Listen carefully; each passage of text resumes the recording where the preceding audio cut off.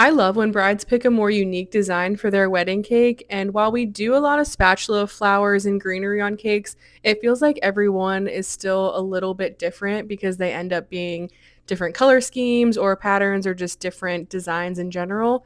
So they all end up just a little bit different. And I think because it's more of a painting like style, it's just hard to duplicate them. So it just makes them a little more unique. This bride sent us an inspiration picture where the greenery and the florals were all coming up from the bottom, and then the top edge and the top of the cake just didn't have anything on it. So that in itself made it a little bit more unique for a spatula flower cake because I feel like the majority of them are bunches of flowers with greenery around them versus a ring around the bottom of the cake like this one was. Their wedding colors were burnt orange and dusty blue, so I was matching those for the florals on the cake, and I think the orange ones were really pretty, but the blue was definitely my favorite to do on this cake. I just feel like it was easier to get variation like I'm doing here because I could mix up a really dark navy blue, almost black color to give it more shading.